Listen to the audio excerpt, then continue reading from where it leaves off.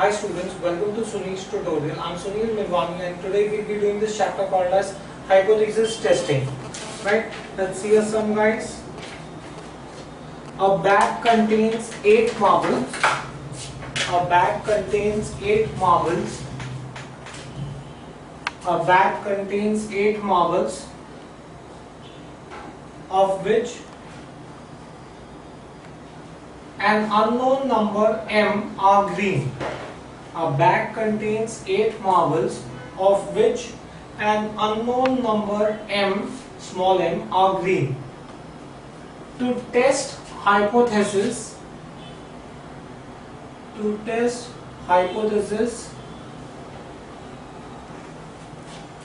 H0 is to m is 4 against an alternative of, to test hypothesis H0 is to m is 4 against an alternative of H1 is to m is 5.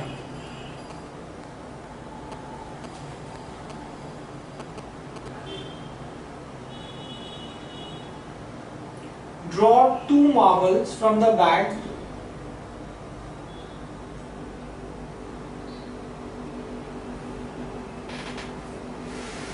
Draw 2 marbles from the bag and reject H0 if both are green. Find the probability of type 1 and type 2 error. Right? What is H0? First hypothesis. Right? Things that cannot be proved experimentally. I have theoretical proof but I don't have practical proof, then those things are called as hypothesis. So this is my first hypothesis H0, this is my second hypothesis. This is my first hypothesis of green marble, this is my second hypothesis of green marble. Okay. Now, they've given you that H0 is to m is 4. Let us assume that x is the number of green marbles drawn.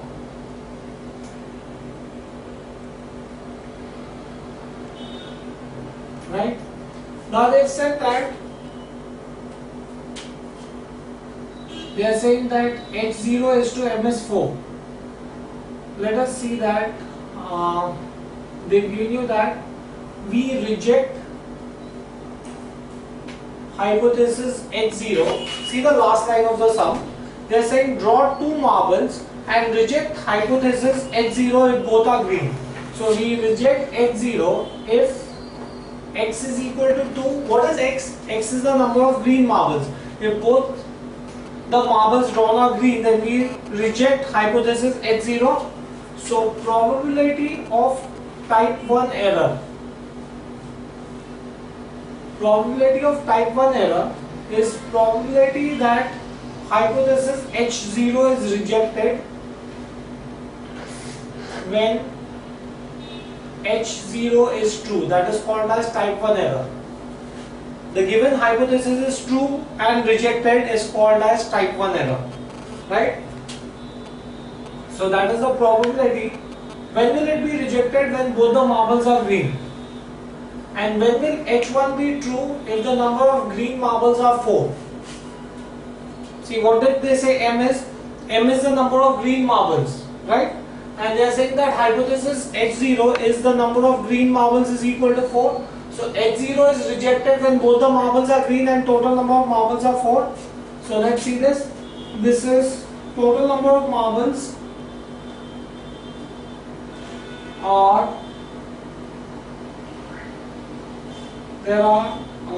we are saying that there are 4 green marbles out of which 2 have to be selected.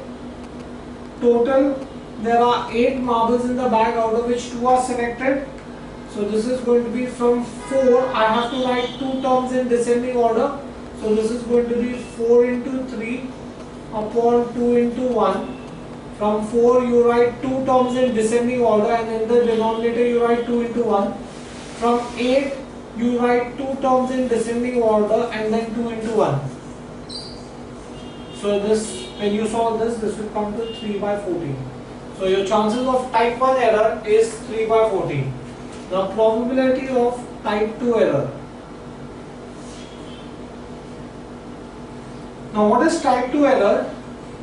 It is nothing when the hypothesis is accepted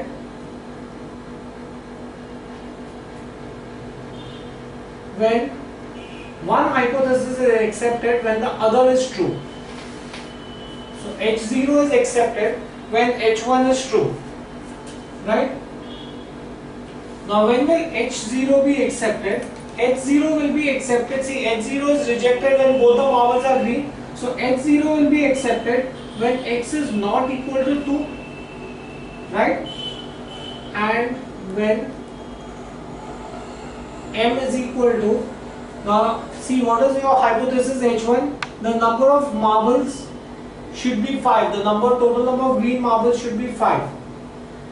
Now if H is not equal to 2, I am drawing 2 marbles. If H is not equal to 2, then what are the values that X can have? The values that X can have is 0 and 1.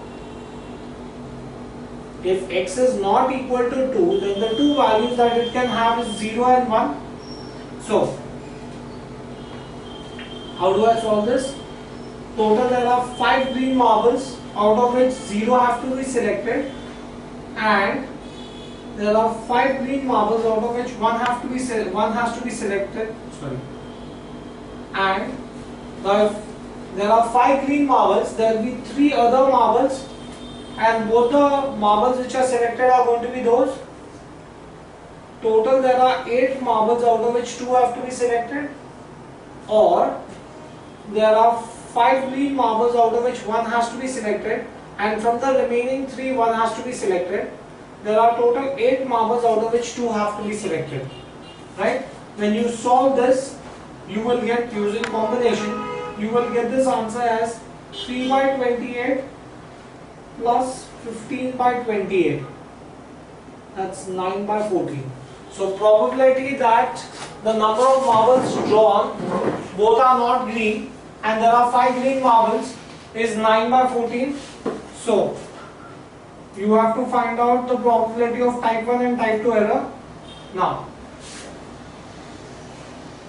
So your power of test is 1 minus probability of type 2 error.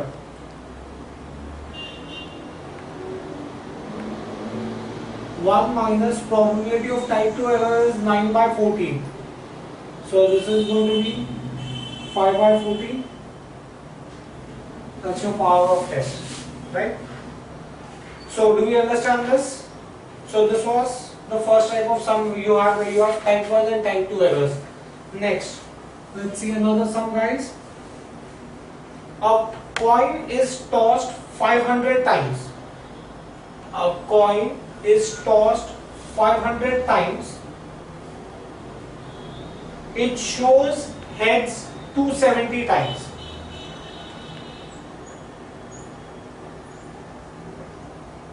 Can we conclude on the basis of this evidence? Can we conclude on the basis of this evidence that the coin is biased? Can we conclude on the basis of this evidence that the coin is biased?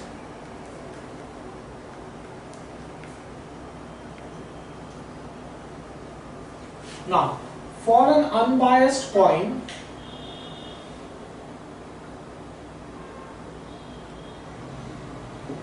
right? Let's consider the first hypothesis. The probability that heads occur is 1 by 2, right? Second hypothesis, the probability that heads does not occur is 1 by 2, right? Now, what have we seen?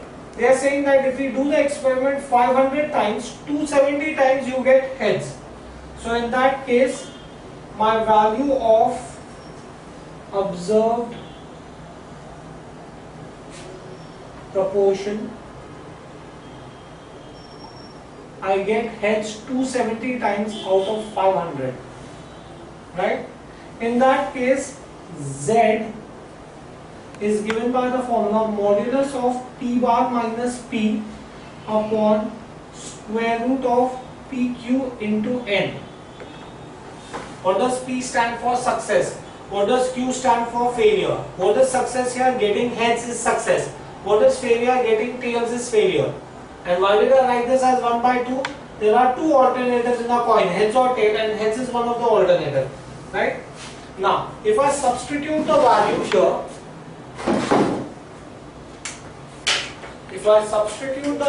here, then I'll get Z is equal to 270 by 500 minus 1 by 2 upon square root of P. P is given to you as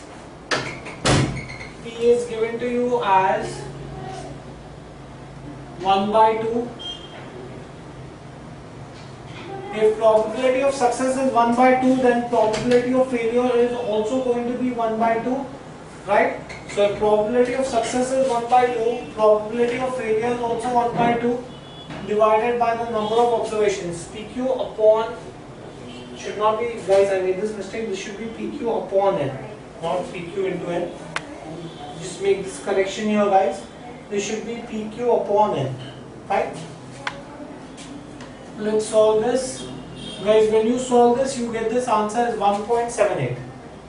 Now, your 1.78 is less than 1.96 question. So what is 1.96?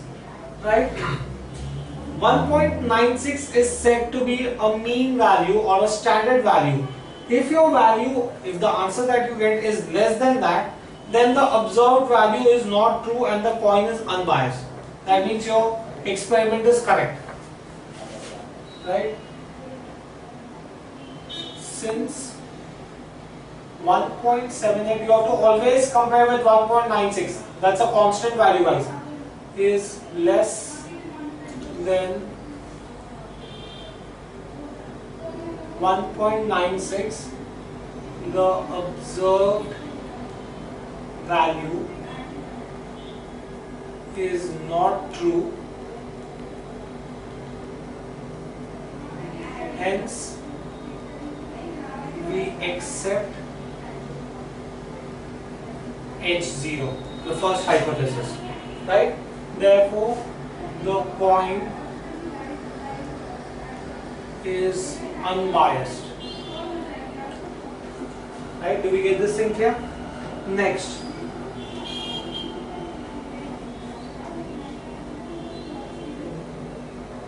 Let's see another sum, guys. In a factory, in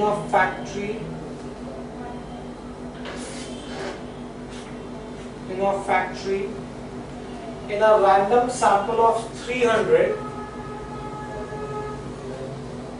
industrial accidents are found. It was found that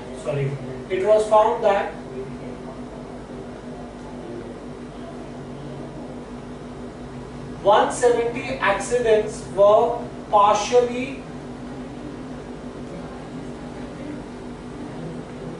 due to unsafe working condition. 170 accidents were partially due to unsafe working conditions. In factory B, out of 400 accidents, 240 were due to unsafe conditions. Are the safety standards in the two factories different?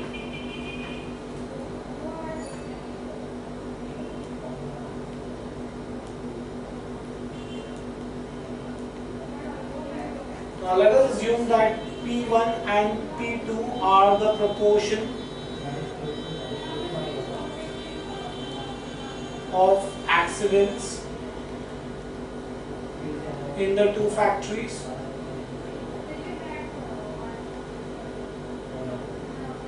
Right? Now they are saying that in the first factory there are 170 accidents out of 300, and in the second factory there are 240 accidents out of 400. Now 170 upon 300 is 0.57 and 240 upon 200 is 0.6. Now first let's find out the combined proportion. Combined proportion is nothing but N1 P1 plus N2 P2 upon N1 plus N2. This is something like similar to your combined mean.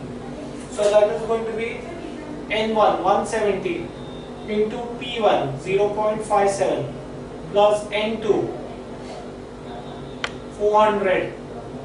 No, N2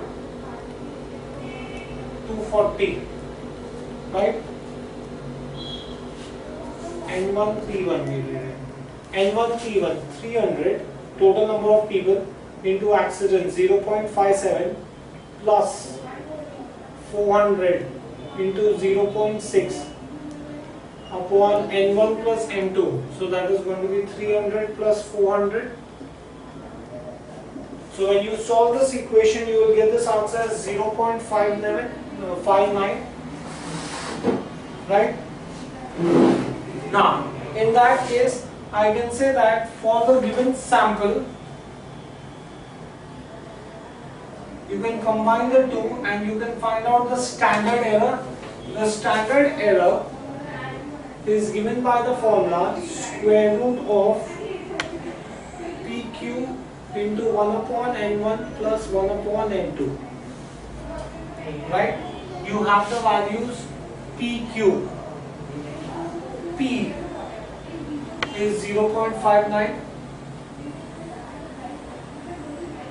P is success, Q is failure. Q is always nothing but 1 minus P. So 1 minus 0.59 is nothing but 0.41. 1 upon N1 300 plus 1 upon N2 400, right? When you solve this, you will get this answer as 0.038. So your standard error is 0.038, right? Now let's find out, consider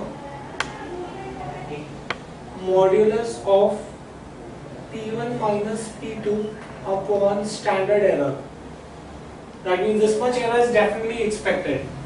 P1, that's 0.57 minus P2 0.6 upon 0.038, right? Modulus, that means I will not write the negative sign. You get this answer as 0.8. I told you that the answer that you get, you have to consider it with a standard value 1.96. Now I can say as 0.8 is less than 1.96, therefore the difference is not significant.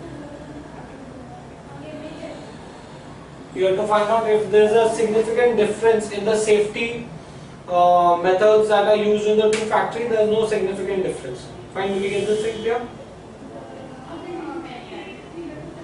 Right, now let's consider another sum, guys.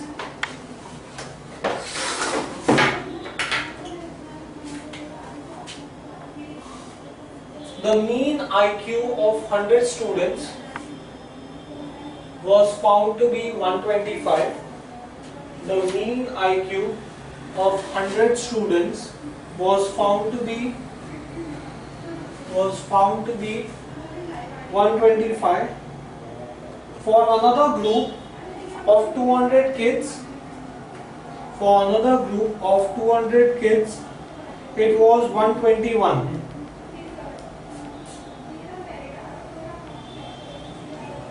Can these be from the same population? Can these be from the same population with a standard deviation of 7?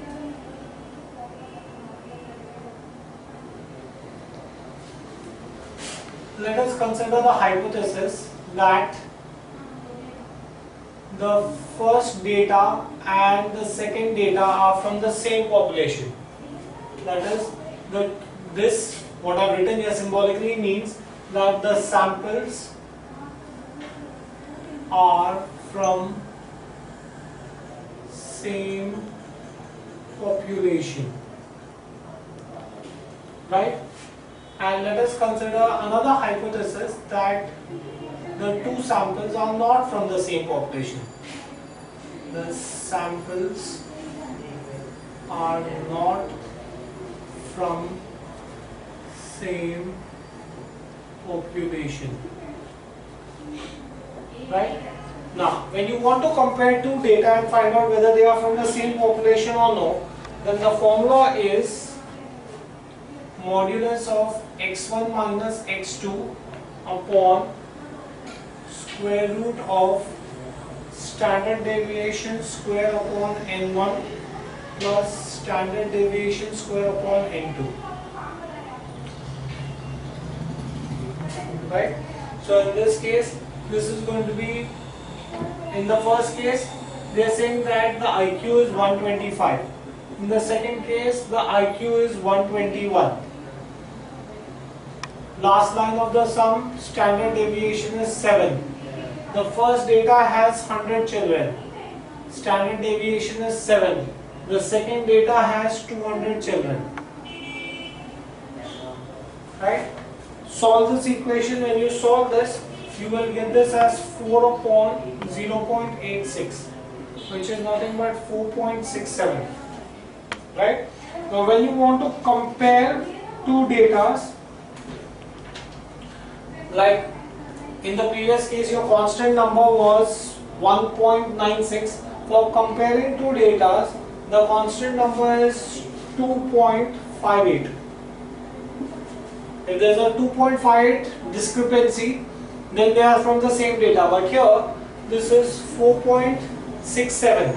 So as 4.67 is greater than 2.58, therefore the two samples are not from the same data. The two samples are not from the same data. Right? That finishes that sum. We'll stop this here for the day. Thank you very much.